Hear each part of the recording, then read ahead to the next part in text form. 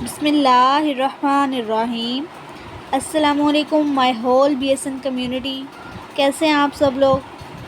आप सब लोग बिल्कुल ठीक और खैरियत से होंगे।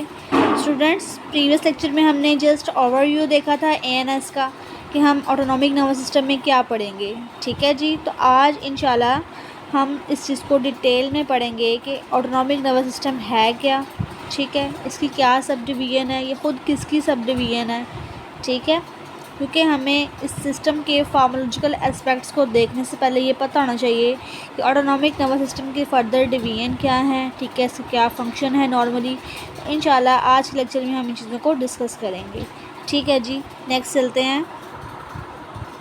अब देखिएगा, कंटेंट्स के अकॉर्डिंग आज हम इन 2 कंटेंट्स को क्लियर करेंगे।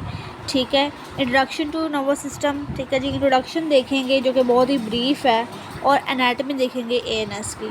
ठीक है जी, जैसे कि पिक्चर्स में भी शो किया हुआ मैंने कि एक है जी, एक तरफ सिम्पथेटिक नर्वस सिस्टम है और एक तरफ पैरासिम्पथेटिक है। ठीक है, ये मतलब इसके फर्दर रिस्पॉन्सेज हैं कि कौन सा इसका न्यूरोट्रांसमीटर है, सिम्पथेटिक का कौन सा होता है, पैरासिम्पथेटिक का कौन सा होता है। ठीक है, ये किस कंडीशन में डोमिनेट होता है और ये किस कंडीशन में डोमिनेट होता है। ठीक है, इस चीज़ को हम फर्दर आगे चल के अभी डिटेल में डिस्कस करने लगे हैं। ठीक है, नेक्स्ट चलते हैं। अब देखिएगा, सबसे पहले तो इंट्रोडक्शन है हमारे पास कि नर्वस सिस्टम है क्या। ठीक है जी, nervous system is divided into 2 anatomical divisions. ठीक है, नर्वस सिस्टम जो है 2 तरह से हम डिवाइड कर लेते हैं। एक होता है हमारे पास सेंट्रल नर्वस सिस्टम, जिसमें क्या आता है, ब्रेन और स्पाइनल कॉर्ड। ठीक है जी, और दूसरा कौन सा है, पेरिफेरल नर्वस सिस्टम, जिसमें हमारी सारी की सारी न्यूरॉन्स आ जाती हैं। ठीक है, जो कि ब्रेन और स्पाइनल कॉर्ड के बाहर होती हैं। ठीक हो गया, समझ आ गई बात। अब देखिएगा, अब ये इसकी थोड़ी सी ना डिस्क्रिप्शन लिखी हुई है, लेकिन आपने इसको एज अ स्केच माइंड में रखना है कि हम पढ़ क्या रहे हैं। ओके, नर्वस सिस्टम था, उसकी 2 डिवीजन्स थी, सेंट्रल नर्वस सिस्टम और peripheral nervous system. Central nervous system में क्या चीज़ थी, ब्रेन और स्पाइनल कॉर्ड। जो हमारे पास पेरिफेरल नर्वस सिस्टम था, उसमें क्या था, उसमें थी जस्ट न्यूरॉन्स, जितने भी न्यूरॉन्स हैं हमारी। ठीक है, चाहे वो एफरेंट न्यूरॉन्स हैं, एफरेंट न्यूरॉन्स हैं, सिम्पथेटिक की हैं, ठीक है, एंटेरिक की हैं, कोई भी न्यूरॉन्स है ना, वो इसमें सब में किस में आएंगी, पेरिफेरल में आएंगी। ठीक है, पेरिफेरल नर्वस सिस्टम में। ओके, डिस्क्रिप्शन भी देख लीजिए थोड़ी सी इसकी क्या है हमारे पास में। अच्छा, ओके, ठीक हो गया। अब peripheral nervous system is subdivided into afferent and efferent subdivisions. Okay, जो मैंने अभी आपको बताया, तो एफरेंट जो है ना, हमारे पास एफरेंट न्यूरॉन्स हैं, carry signals away from the brain and spinal cord to the peripheral tissues. ठीक है, अब जो एफरेंट न्यूरॉन है, इनका क्या फंक्शन होता है कि इन्होंने क्या करना होता है, सिग्नल को ना कैरी करना होता है। ठीक है, ब्रेन और स्पाइनल कॉर्ड से सिग्नल को लेके जाती हैं और कहाँ तक दे देती हैं, इनके इफेक्टर ऑर्गन्स तक। ठीक है, पेरिफेरल टिश्यूज़ तक दे देती हैं। उसके बाद जो आगे एफरेंट न्यूरॉन होती हैं, वो क्या करती हैं, ठीक है, पेरिफेरी से हमारी इंफॉर्मेशन उठाती हैं और सीएनएस के पास ले जाती हैं। ठीक है, फॉर एग्जांपल, अब मेरा हाथ गर्म चीज़ पे लग गया है। ठीक है, तो मुझे कैसे पता चलेगा कि मैंने अपने हाथ को पीछे करना है, तो ये पेरिफेरीज है ना। ठीक है, यहाँ से इन्फॉर्मेशन होती हुई हमारे एफरेंट न्यूरॉन्स के ज़रिए कहाँ तक गई है, सीएनएस में। उसके बाद सीएनएस ने हमारी एफरेंट न्यूरॉन को सिग्नल दिया है। ठीक है, तब हमें पता चला है जी हमने अपने हाथ को पीछे करना है। ये सारे नैनो सेकेंड में ये काम होता है। ठीक है, इसीलिए ये मतलब बहुत फास्ट ही काम चलता होता है, हमें पता भी नहीं चलता, जैसे हमें पता चलता है फ़ौरन हम हाथ पीछे कर लेते हैं। ठीक है, ये बात समझ आ रही है। अब देखिएगा, जो हमारे पास एफरेंट न्यूरॉन्स हैं provide sensory input to modulate the function of efferent division through the reflex arc और neural pathway that mediate a reflex action. समझ आई? अभी जो मैंने एग्जांपल दी हाथ वाले की, अब देखें, जब हमारा हाथ किसी गर्म चीज़ पे आने लगा है, ठीक है, ये जो हमारा हाथ गर्म चीज़ पे आया है, ये हमारे दिमाग को सिग्नल मिलेगा, कैसे, थ्रू एफरेंट न्यूरॉन्स के ज़रिए मिलेगा। ठीक है, हमारा ये सिग्नल गया जी दिमाग की तरफ, किसके ज़रिए गया, एफरेंट न्यूरॉन्स के ज़रिए। ठीक है, एफरेंट न्यूरॉन्स के ज़रिए चला गया। फिर जब दिमाग ने आगे से रिस्पॉन्ड करना है, तो उसने आगे क्या करना है, ब्रेन ने, हमारे ने, ठीक है, उसने आगे सिग्नल देना है एफरेंट न्यूरॉन्स को। ठीक है, उसके बाद एफरेंट न्यूरॉन ने जिस पाथवे को फॉलो करना है ना, उसे हम कहेंगे रिफ्लेक्स आर्क। किसे कहेंगे, रिफ्लेक्स आर्क या फिर न्यूरल पाथवे। ठीक है, जिसके ज़रिए हम क्या करेंगे जी, अपने हाथ को पीछे हटा लेंगे। तो ये सारा जो काम होना है उसे क्या कहेंगे, रिफ्लेक्स एक्शन कहेंगे। सही हो गया, समझ आ गया। ये था हमारे पास ब्रीफ नर्वस सिस्टम का इंट्रोडक्शन। ठीक है, अब नेक्स्ट चल के इसको ब्रीफली पढ़ते हैं हम जी है क्या ये। अब देखिएगा नर्वस सिस्टम की ऑर्गेनाइजेशन क्या है। ठीक है, ये नर्वस सिस्टम किस चीज़ से मिलकर बना हुआ है। मैंने आपको बताया नर्वस सिस्टम जो है हमारे पास दो सब डिवीजन है इसकी, सेंट्रल नर्वस सिस्टम और पेरिफेरल नर्वस सिस्टम। ठीक है, सेंट्रल नर्वस सिस्टम में क्या आता है, ब्रेन एंड स्पाइनल कॉर्ड, लेकिन इससे हम ज़्यादा डिटेल में नहीं देखेंगे क्योंकि हमारा मेन टॉपिक क्या है, ऑटोनॉमिक नर्वस सिस्टम। ठीक है, इसलिए हम ज़्यादातर इसको डिटेल में पढ़ेंगे पेरिफेरल नर्वस सिस्टम को। ठीक है, अब जो हमारे पास आगे पेरिफेरल नर्वस सिस्टम है ना, ये आगे से हमारे दो तरह से है, सेंसरी इसका पाथवे भी हो सकता है और इसका मोटर पाथवे भी है। ठीक है, ये जो सेंसरी पाथवे है ना, ये एफरेंट है। क्या है, एफरेंट न्यूरॉन्स को क्या कहते हैं, सेंसरी पाथवे कहते हैं, क्योंकि ये सेंस करती हैं ना, ये जो है पेरिफेरल टिश्यू से इंफॉर्मेशन उठाती हैं और सीएनएस के पास ले जाती हैं, इसलिए क्या है, सेंसरी पाथवे होते हैं। ठीक है, पेरिफेरल नर्वस सिस्टम किस किस चीज़ को फॉलो करता है, सेंसरी पाथवे को और मोटर पाथवे को। ठीक है, सेंसरी पाथवे किस में आ रहा है, एफरेंट न्यूरॉन में आ रहा है। ठीक हो गया, और इसके अलावा अब मोटर पाथवे है, क्योंकि ये तो डिवीजन नहीं होगी ना इसके आगे। अब मोटर पाथवे है, ये किस में आ रहा है, इफरेंट न्यूरॉन में। किस में आ रहा है, इफरेंट न्यूरॉन में, जिसका क्या काम था, उसका ये काम था कि उसने जो है ब्रेन से सिग्नल को उठाना है और पेरिफेरल टिश्यू तक लेकर आना है। बात समझ आ रही है। ठीक है, अब ये जो इफरेंट है ना, ये जो मोटर पाथवे है, इसे क्या कहेंगे, दूसरे नाम के साथ इफरेंट न्यूरॉन। सही हो गया, मोटर पाथवे को और क्या कहेंगे, इफरेंट न्यूरॉन कहेंगे। सही है, अब ये जो इफरेंट है ना, ये दो में आगे डिवाइड है, सोमैटिक और ऑटोनॉमिक में। ठीक है, अब सोमैटिक का क्या मतलब होता है, सोमैटिक नर्वस सिस्टम का मतलब ये होता है कि वो नर्वस सिस्टम जो हमारे कंट्रोल में है, वो सारे एक्शंस जो वॉलंटरी हैं, हमारे अंडर कंट्रोल हैं। ठीक है, उन्हें कौन कंट्रोल कर रहा होता है, उन एक्शंस को सोमैटिक नर्वस सिस्टम कंट्रोल कर रहा होता है। ठीक है, और ऑटोनॉमिक नर्वस सिस्टम क्या है, जितने भी हमारे इनवॉलंटरी ऑर्गन्स हैं जिन्हें हम अपने काम में, अपने इख्तियार में नहीं ला सकते, ठीक है, जो कि इनवॉलंटरी हैं, वो किस में आएंगे, ऑटोनॉमिक में आएंगे। सही हो गया।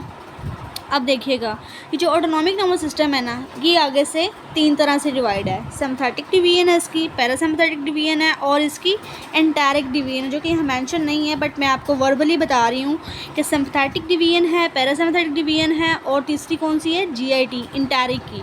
ठीक है, एंटेरिक डिवीजन, जो कि इतना मेजर रोल नहीं है उसका, लेकिन फिर भी आप इसे मेंशन कर लीजिएगा। समझ आ गई इतनी बात। ये हमारे पास थी organization of nervous system. Sir I hope आपको ये समझ आ गया होगा। अब नेक्स्ट चलते हैं। ठीक है जी, अब देखिएगा ये जो मैंने आपको ब्रीफली बताया है ना कि इसमें हमने ये पढ़ना है, ये सारा पैराग्राफ वही चीज़ है। ठीक है, मैं आपको फिर भी एक दफ़ा रीड करके बताती हूँ कि मैंने लिखा क्या है। Efferent portion of the peripheral nervous system is further divided to two major functional subdivisions, somatic nervous system and autonomic nervous system. Okay, somatic efferent neurons are involved in voluntary control of functions such as contraction of skeletal muscles essential for locomotion. Understand? क्या मैंने कहा, somatic neurons जो होती हैं हमारे पास, ये क्या करती हैं, हमारे जितने भी वॉलंटरी कंट्रोल में एक्शन हो रहे हैं, फंक्शन हो रहे हैं हमारी बॉडी में, ठीक है, उनको कंट्रोल करता है। फॉर एग्जांपल स्केलेटल मसल्स की मूवमेंट, ठीक है, जो कि लोकोमोशन के लिए, वॉकिंग के लिए, ठीक है, इंपॉर्टेंट होती है। समझ आ गया सोमैटिक क्या होता है।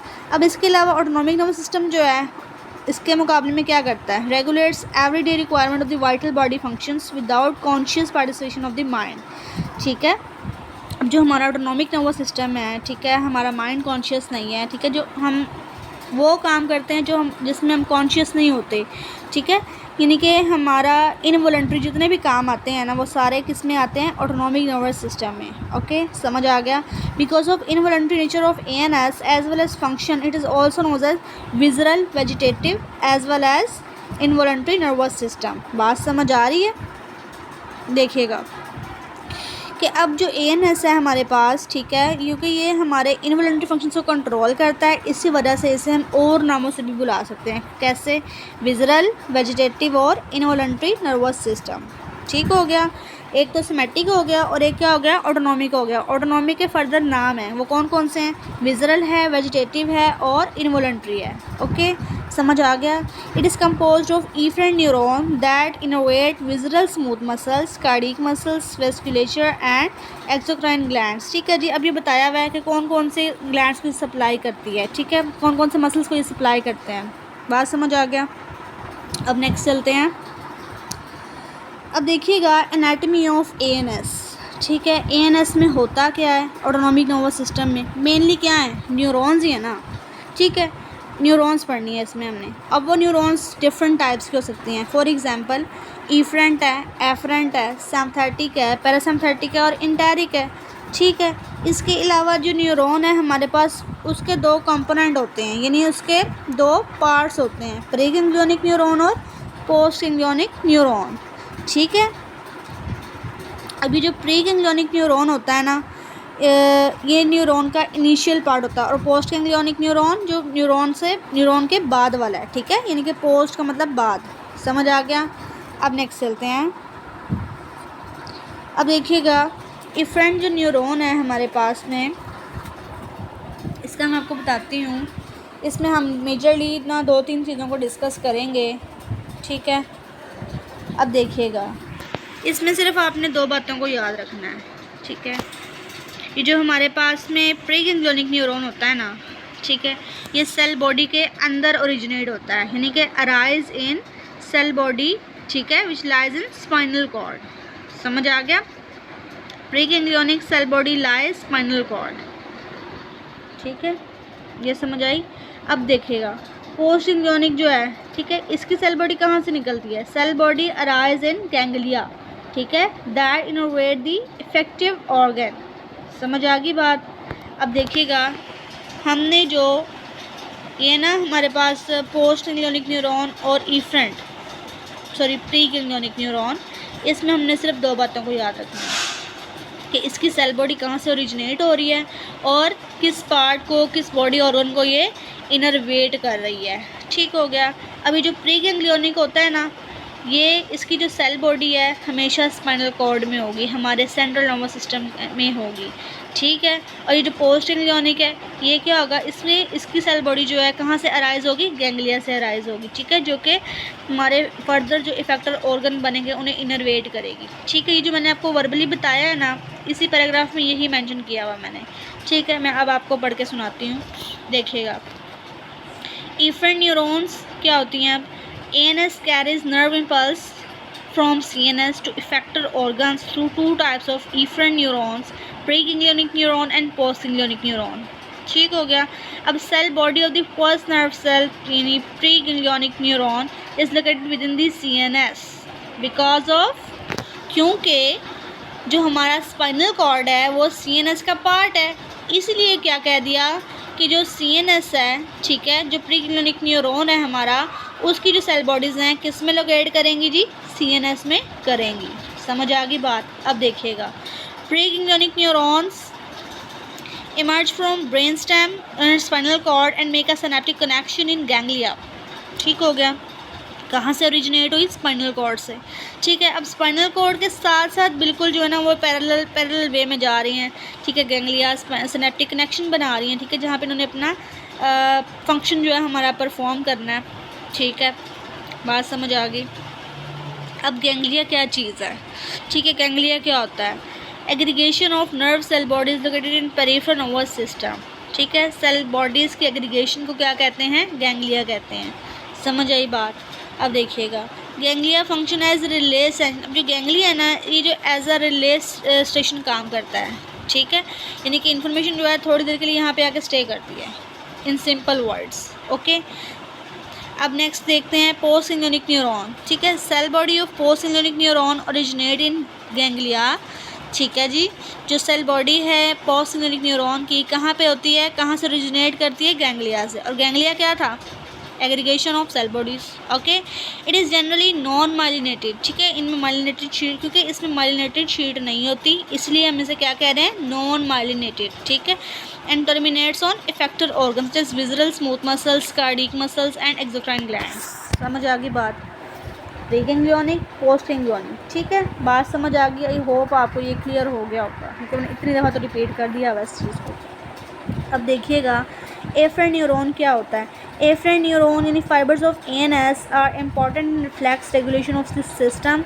ठीक है, जो एफरेंट न्यूरॉन है ना, ये हमारे रिफ्लेक्स एक्शन करा रहे होते हैं। अभी मैंने एक एग्जांपल दी थी, गर्म हाथ, मतलब हमारे हाथ जो है किसी गर्म चीज़ पर लगता है तो हम कैसे पीछे हटाते हैं, ये इन्फॉर्मेशन किस तरह से हमारे दिमाग की तरफ जाती है, एफरेंट न्यूरॉन से जाती हुई कहाँ पे जाती है, सीएनएस में जाती है। फिर सीएनएस आगे इफरेंट को मतलब इनर्वेट करता है, ठीक है, पैगाम देता है कि भाई हाथ पीछे कर लो, ठीक है। इस तरह से हमें पता चल जाता है। तो ये सारा उसमें सारा इसका मेजर रोल है रिफ्लेक्स रेगुलेशन में। सही हो गया, समझ आ गया। And in signalling the CNS to influence the different branch of system to respond. Okay, clear है, अब समझ आ गया। अब नेक्स्ट चलते हैं सिंथेटिक पे, ठीक है, सिंथेटिक न्यूरॉन। अब देखिए जो सिंथेटिक है ना हमारे पास, इसका ओरिजिन देखेंगे, ठीक है। इसमें हमने सिर्फ 3 बातें याद रखनी है। इसका ओरिजिन क्या है, इसके जो प्री गैंग्लियोनिक और पोस्ट गैंग्लियोनिक न्यूरॉन है वो कितने हैं, मतलब सॉरी कैसे हैं, शॉर्ट है या लॉन्ग है, ठीक है, क्या हिसाब होता है इनका, और इसके अलावा ये अपना एक्शन जो परफॉर्म करती हैं वो किस तरह से करती हैं। सिर्फ 3 बातें हमने इसमें याद रखनी है। सबसे पहले हम पढ़ते हैं जी सिंथेटिक न्यूरॉन को।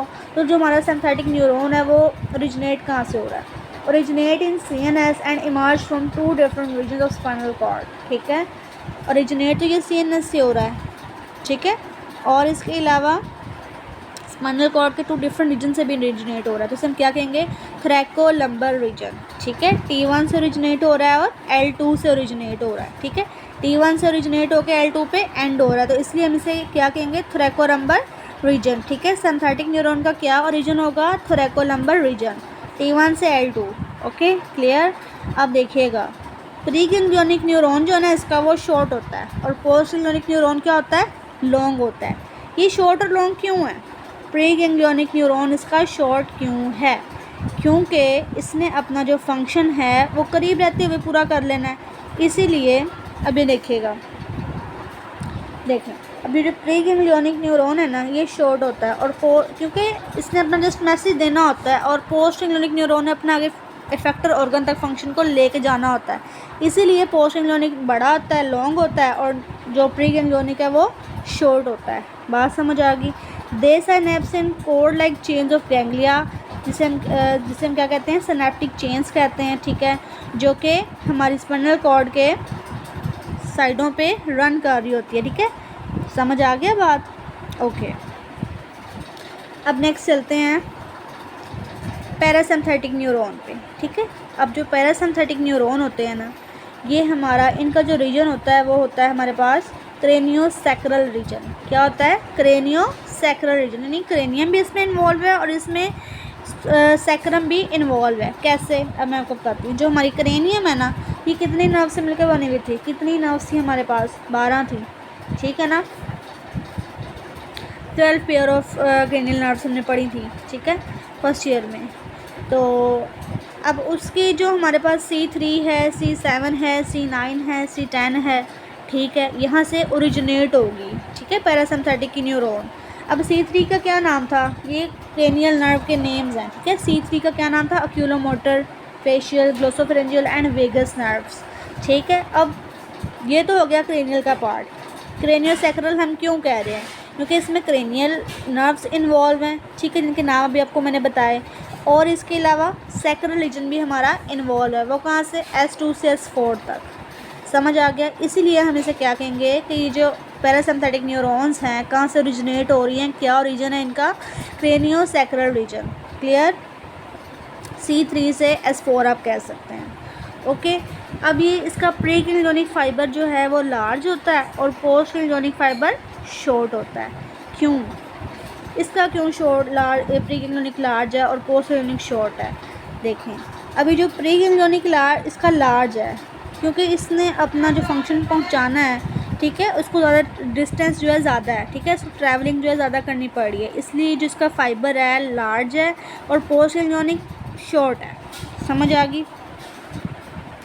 अब they synapse in nearer to ganglia of an organ in the wall of organ, ठीक है, क्योंकि ये जो साइनेप्स है अपना फंक्शन परफॉर्म करते हैं, ठीक है, गैंग्लिया के पास ही होते हैं, इसीलिए इसका पोस्ट गैंग्लियोनिक शॉर्टर होता है, ठीक है, क्योंकि इनके इफेक्टर ऑर्गन जो हैं पास पास ही होते हैं।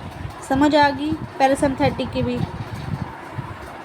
अब देखिएगा GIT से जो हमारा रिलेट करता है इंटेरिक न्यूरॉन्स, ये क्या है ना, enteric nervous system is the third division of ANS, okay. It is a collection of nerve fibers that innervate the gastrointestinal tract, pancreas, gallbladder and its constituents brain of the gut. क्या मतलब है slide का, इसका ये मतलब है कि brain of gut, यानी कि हमारी गट की जितनी भी मोटिलिटी हो रही है, ठीक है, इसके फंक्शन को मेंटेन करना किसका काम है? इंटेरिक न्यूरॉन्स का काम है। ठीक हो गया, समझ आ गई बात। अब जीआई के अलावा, हमारे जीआईटी ट्रैक के अलावा पैंक्रियास को, गैलब्लैडर को, ठीक है, ये इनर्वेट करती हैं, यानी नर्व्स पहुंचाती हैं। ठीक है, समझ आ गया। मैं ब्रेन ऑफ द गट क्यों कह रही हूँ इंटेरिक न्यूरॉन्स को? इसलिए कह रही हूँ क्योंकि ये कंट्रोल करती हैं हमारे जीआईटी की सिक्रीशंस को, ठीक है, इसकी मोटिलिटी को कंट्रोल करती हैं, मोटिलिटी को। बात समझ आ गया? अब देखिए, this system functions independently of CNS and controls motility, exocrine, endocrine secretions and microcirculations of GIT tract. Okay, ये CNS से इंडिपेंडेंट है, यानी कि उसके ऊपर डिपेंड नहीं करता। ठीक है, हमारा जो जीआई है। अब देखिएगा, it is modulated by both sympathetic and parasympathetic nervous system. Okay, समझ आ गया? ओके, तो स्टूडेंट्स, आज का हमारा लेक्चर इतना ही था। इंशाल्लाह कल के लेक्चर में हम इसके फंक्शंस को डिटेल से पढ़ेंगे। ठीक है जी, होप आप सबको समझ आ गई होगी। अपना बहुत सारा ख्याल रखिएगा। ठीक है जी, ओके, अल्लाह हाफिज़।